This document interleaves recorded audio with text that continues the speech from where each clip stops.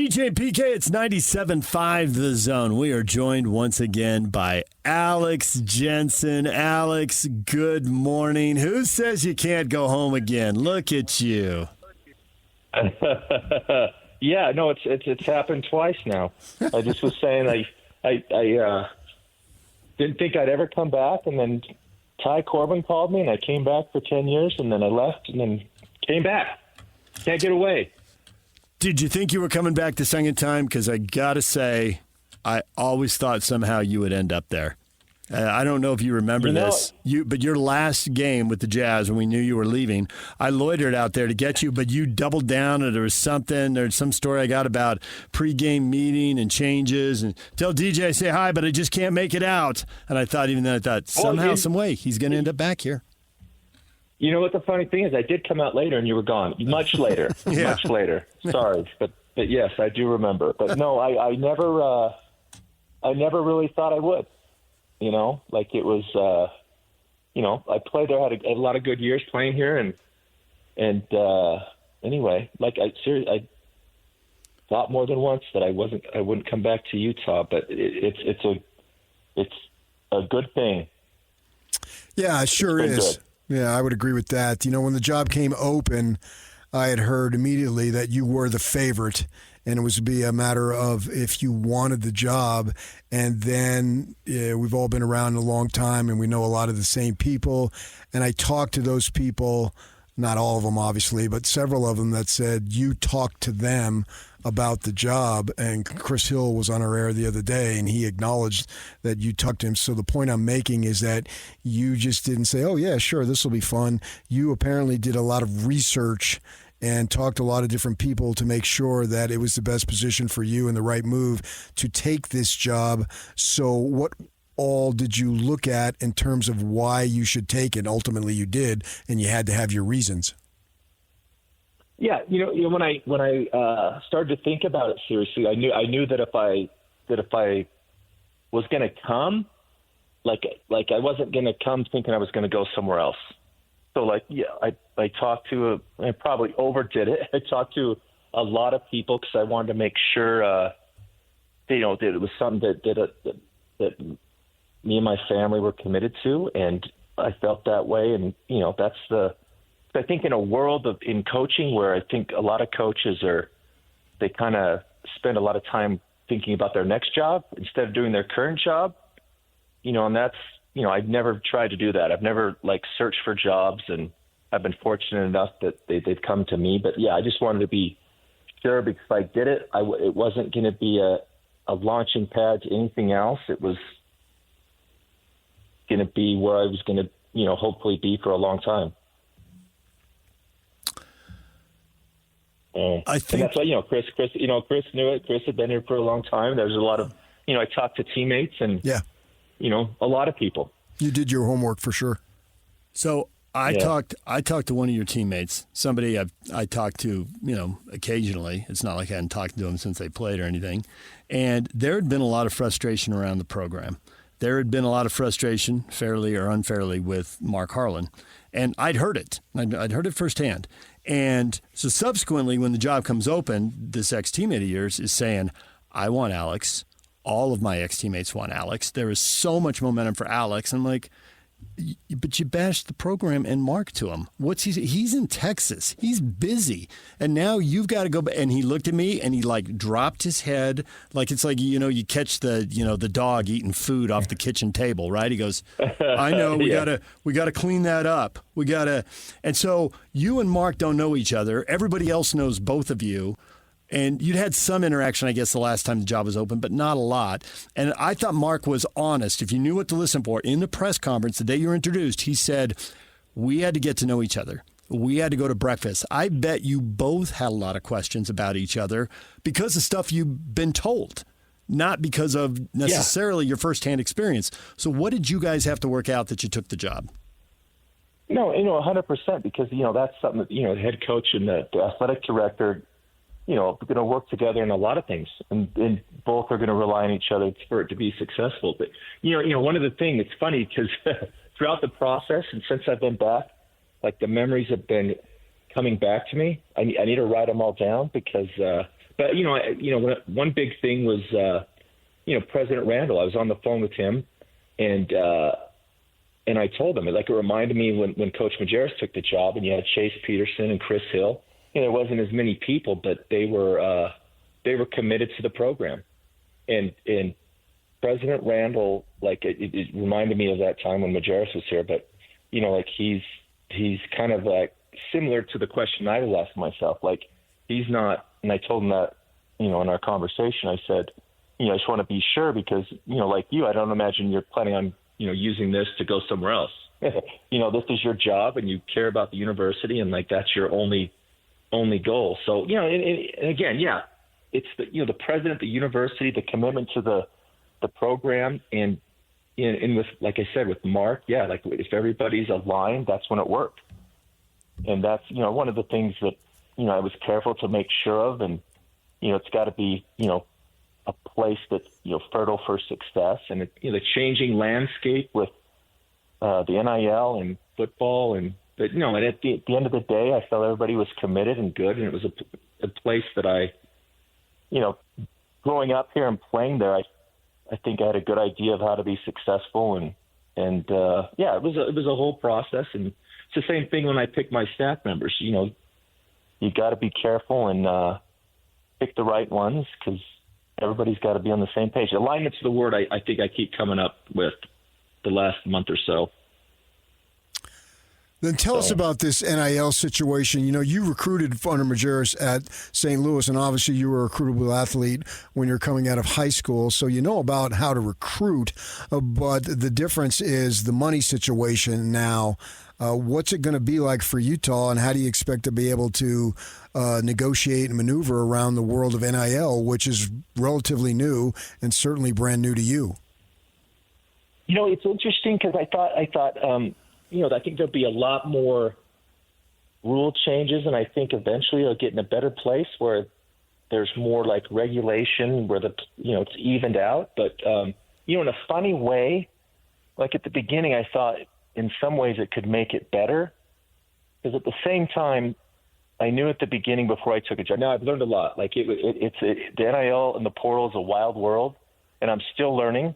But the one thing I felt clear about was at the same time, money's a big part of it, but I still wanted, whether it was money or not, I didn't want to go chase after guys and be the highest bidder, because I think that if a kid comes, number one reason being we paid him the most, but it doesn't work out for either side usually. But I figured we had enough funds to be competitive where we get those kids where they could see it was someplace they could come and get better and succeed. And, I think it's worked out to an extent so far, if that makes sense. I kind of looked at the money is almost kind of like a filter. I think the University of Utah is in a good place. We're not far from the highest spenders, but at the same time, I think, if we have a good young kid, there's resources there to keep him instead of losing him to the highest, bidder from the big conference the next year. If that makes sense. Yeah. You field a nonstop series of questions about Majerus and the glory days and return to glory. It's just not, you get that all the time. And you did an interview with Scotty and Hans here, and you said something about, hey, I'm not going to match Majerus, I'm going to accept defeat on that thing, and it's two words that really probably hit harder than you meant when you said them. But it made me go back and look at what happened every year. And people remember Majerus Final Four national title game. Well, that was 1 year out of 15. There's two. You probably won't do that. Maybe you will, but you probably won't. But you probably also won't take 2 or 3 years off. And Majerus did everything in between with first-round exits, second-round exits, missing the tournament. To me, the immediate goal is Utah needs to get back to the tournament where they're in it more often than not. I mean, that's the first thing. Do you feel like that goal is reachable and is reachable fairly quickly? Yeah, I probably misspoke a little bit there because I guess in my mind I was thinking replicating what Majerus did. The tournament, we ran into Kentucky a lot, but I think it was 10 years straight where we won the conference. And conferences have changed, and they're more in the Big 12. There's a lot of good teams, but no, I think Utah's. I think when I left the university playing, I think we were ninth all-time winningest program. And the success, there's been success for decades. So there's no question. I wouldn't have taken the job if I didn't think that we could be successful and win. And, it's funny because I've never played football or been around football, but I've been able to listen to a few like NFL coaches talk. And and it kind of reminded me of Majerus because like Bill Belichick came and spoke with us in Dallas. And we just gone to the finals, and he talked about, forget about last year. That's this was in the fall. So that's 4 months ago. Forget about the finals this year. That's so far away. And I think football, it's just every week you're grinding. And Majerus, that's the one thing that I learned from him. Whether it was a preseason game or the Final Four, he approached it the same. And he never talked about, okay, we got to win 2 of these next 3. It was one game at a time, one day at a time. And then all that other stuff takes care of itself. And obviously you want to play in the tournament. You want to be successful. You want to be competitive. But I really am, against, telling the team or fans, that's our goal to make the tournament. I mean, obviously that is a goal, but the goal will be to, fill a roster, get them enrolled in school, and then day by day being good, not thinking too far in the future. It definitely, there's no reason why we can't. You have extensive experience in the professional ranks, the minor league. I think you called it the D League or something. I think it was the D League when you were coaching. It's the G League now, and obviously many years as an assistant at the NBA. So you could speak to what it takes to be an NBA player. How much will you sell that and use that as a recruiting tool? It just naturally comes off. That's players, recruits will have questions about my style of play, and I'm not necessarily selling the NBA, but that's what I've done for the last 13 years. The players I've worked with, and that's what I talk about it just because it's natural. Because we'll recruit a player that reminds me of a team I coached at Utah or Dallas, or even when I was in Cleveland as a D League coach. And I think it sells, and I think it's actually and again, along with the staff, I think it resonates with kids that because that's what I've done for the last 13 years. I've coached summer league, done pre-draft workouts, and I can see the mistakes that players make and try to showcase their weaknesses that prove their strength instead of showing their strengths. For instance, a 2 guard. Everybody says he's too small and needs to play point, and he'll make the mistake of trying to prove to everybody he's a point guard and just be a disaster. Or a big guy, everybody will tell him he needs to shoot 3, so then he'll try to prove that in summer league, or instead of doing what made him good and got him there. So I think it resonates, and that's what I've done. So I think the players that we talk to, they can, and the ones that have been able to sign can see that. And and I tell them this too. I said I'm being deliberate. I'm not going to have a large staff, because nothing bothers me more than when you see 8 coaches standing up on the bench yelling something out. And I tell them this, the player development coaches, it's always been an interesting term to me, because I tell them I'm a head coach, but I'm a player development coach. If I don't go in the gym with you and work with you on whatever it might be, it's hard for me to coach you in a game or practice. But that was a great lesson I learned in the D League. I always refer to it as the D League because that's what it was when I was there. But I'd go pick up guys because they didn't have cars, and we'd go to the gym and shoot, and then it was, we'd sweat equity. Then it was easier to coach them during games or practices. There was a recipe for recruits for a long time at the University of Utah, and you were right in the middle of it. There were a lot of really good players from Utah. There were a decent number of players from the West Coast, and then an occasional foreign player. Other people have deviated from that and never been able to recapture the success. I wonder how much you want to go back to that, and I wonder how much you think in this era of constant transfers, maybe you really can't go back to that, and you're going to have to just recruit nationally and try to make the culture piece of this work. What do you think? That's something I'm learning more every day, because the pool's huge. You have your portal, which is big. You have high school kids, and then I think well, it's actually already started, but with the money, the European things exploded. And, and I think it's changed a little bit from my day. I still think Utah's always had success with the one or two local kids, and I think that's still a big part of what we want to do. But just with the kids that we've signed to this point, like it's with the NIL, it's opened it up, because the money's involved, and staying close to home is not as important, I think, to players. Yeah. But yeah, the pool is huge now, and it's you gotta, hopefully we can pull from all of it, because you have to be, the portal's a huge part of it. I think that's where a lot of teams spend their time. But the high school kid, I think, one where they believe in the development. I think that's something that could stabilize your roster and the team, so it's not a changeover every year. And then obviously the European thing, and so it's kind of a balance. But I think the type of player that we're trying to get is the same type of player, whether it's high school, a transfer, or a European kid. You won't fill it out to the degree that the other guy did, but will you wear a sweater on game day? You know what?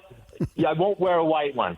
But one of the best things about COVID was the change from the suits to the more casual attire. I agree 100%. I never understood the suit.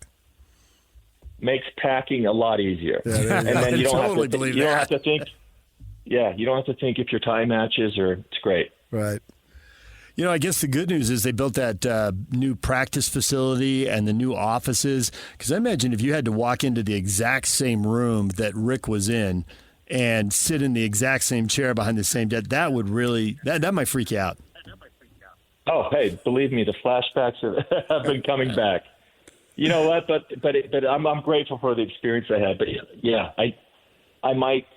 In fact, they keep coming back to my mind because I've been up around campus, but I haven't spent this much time. But yeah, there's still flashbacks from the Hyper Gym and a lot of memories.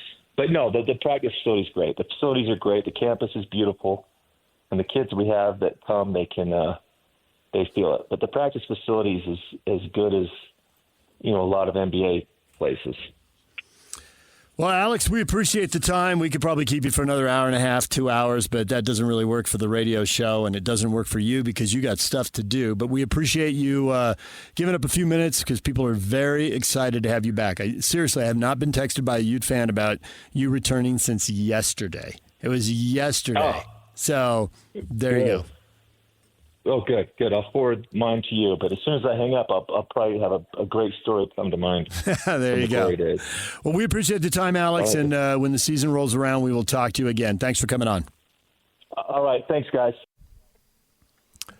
There is Alex Jensen, the Utes' new basketball coach. And you were just talking earlier, PK, this morning when we were talking about Big 12 football. You're talking, man, there's so many teams and there's so many players transferring. How do you keep them track? When he's talking about how big the pool is getting, kids, in his experience come back to college basketball, he's realizing it's not as important for kids to stay that close to home. And we've seen that over and over with our local schools here and local high school products. We're seeing kids come from all over, and that used to be a red flag, and now it's different. Kids are wired different. Communication is different. The world has shrunk. And then he starts listing all the foreign players, not only the massive transfer portal, but all the foreign players who will show up now that there's NIL money. So identify and develop, right? Now the develop part is tricky with the transfer portal, but they're not going to outbid people. No, I think that Majerus established a pattern, and I think if you can stay close to it, now you have to adapt. I don't care what the situation was 20, 30 years later, it's going to be different. You're going to have to adapt, but trying to get the local players, get the regional players, get players that are familiar, they'll be comfortable in Utah, and maybe they'll want to stay because they'll realize, and we've seen this with football, that this is just a good place. And you can have success. You can be a big fish here. We're not a small pond, but we're not a gigantic pond.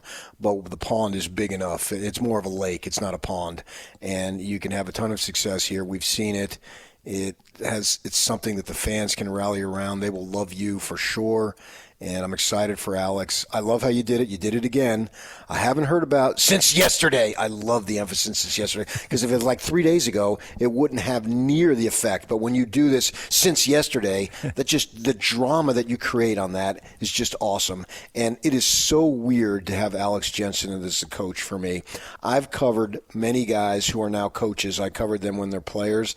That's not unusual, but there's something about basketball because there's so few numbers. And I was literally the beat writer back then, his freshman year, in fact, all of his time. And you get to know them more intimately because there's so few guys. And they don't, back in those days, they didn't travel charter. So you'd see them at the airport. You'd see them hanging around waiting for planes and whatnot. So you get to know these kids. And now to see this kid that I called a kid 30 years ago now being the coach, it's a weird feeling for me. It's also a feeling that, okay, he's the right man for the job, and I'm excited for him to have success. It's another, as you get older in this business, as we have, you don't necessarily root for teams, you root for people, and now I got to put another guy up there that I got to root for. That list is ever expanding. It's funny you mentioned that whole thing about coaches that we saw as players, because I haven't talked about this with Jake since yesterday. I love when you do that. I 2 days ago, it doesn't have near the effect. But I really did talk with him yesterday because we were talking about Alex, and I said he just gets added to the list. Kalani Sitake, interviewed him as a player. A-Rod as a player. Jay Hill as a player. Morgan Scally as a player. Morgan Scally in high school, not even just college. Jason Beck. I don't know that I interviewed Beck. I mean, obviously I was here when he played, but he was a backup, so we didn't talk to him a lot. And we talked after the Utah State game. We made fun of that because the guy had the BYU fight song go off. And that was awesome. Yeah. And then Jake is pointing out both special teams coordinators. I was here when Sharif Shah was playing to talk to him. Holy cow. And now basketball, but you're right that there's more interaction with basketball players if for no other reason than, I mean, Jay Hill was a 2-year player, right? So he was a JC guy, and so Alex is a 4-year guy, but there's smaller players. And some of these guys, they were big-time players later in their career, but you wouldn't talk to them as freshman and sophomore, whereas Alex Jensen was a player right from the start. Majerus was going to play that guy right from the get-go. Yes, and plus they were so good. They were a huge, huge story. Yep. Huge, I was there for Alex Jensen's last college game when he and Hano were in Cleveland, and he and Hano walk out of a different room from the team after having met with Majerus for like the official final time, and Alex's eyes were all red, man, and he gave everything he had to that program. That's what's going to be interesting to see how he gets guys to give the level of commitment that he gave. I was at a practice one time, and it was just a meaningless practice type thing, and somehow the ball got loose, and Alex was on defense. He was on offense, and his side turned it over. But to see him sprint down the floor as if it was the game-winning bucket he had to prevent, that's the kind of player he was. He literally gave everything he had at all times, and to see how he's going to handle that to make sure that those guys that he's coaching are doing the same, it's going to be really interesting to me. He was a great player, but he wasn't a super elite player. But the only reason why he didn't play in the NBA is because he was too small for his position. If he was a 6'9", 6'10", he would have played in the NBA. There's no question, because he was highly skilled to play that power forward spot where you need to be taller and all that stuff. But he was so fundamentally sound in so many different ways, and that's, the players used to chide him about being Majerus's pet and all that stuff. And they would tell me, because I was pretty close to those guys at that time, and several of them still live in the community that I talk to, and so all that stuff. Plus, he's going to have the support of every last Ute fan, every last Ute alumni. It's just going to be something to really, really watch, and obviously, I want him to do extremely well. Clearly, they're not going to have the most money, right? We saw that list come out with CBS. We saw a list of the top 30 teams, and they weren't in that. I am intrigued. It's the old Lavelle Edwards. It's his quotes older than that probably, but Lavelle to me really personified it. Your greatest weakness is your greatest strength. You've got to turn your weakness into a strength. And for a long time, BYU couldn't win at football. For decades, And a lot of people talk, well, the missionary program, it's a real problem. And then Lavelle turns it around and welcomes the return missionaries and builds, great teams with return missionaries. Everyone ends up complaining about his team. Oh, his teams are way older, and you get that from the other coaches every week. So if you don't have as much money, and this applies to anyone who's competing with somebody who's got more money. It just depends on the level. In the WAC, it's Grand Canyon has more money than everybody. It's like they didn't want you. You love people and teams with chips on their shoulder. So if you're in the middle third or bottom third of your league in NIL, you can just turn your players. These guys don't believe in you. This coach doesn't think you can play. Go show them. And I wonder how much Alex can get the most out of guys. Because you're right, he got the most out of himself. And there's that chip on his shoulder. Like, yeah, they went for that guy and threw millions at him, but they didn't come throw millions at you. What does that say? Why don't you go show that coach how? Show him that. Yeah. That could be a thing all year long for whatever. And that's any sport, football, basketball, whatever. Tennis. There it is. Yeah. DJ and PK, when we come back, everything you missed in this show, next. Stay with us.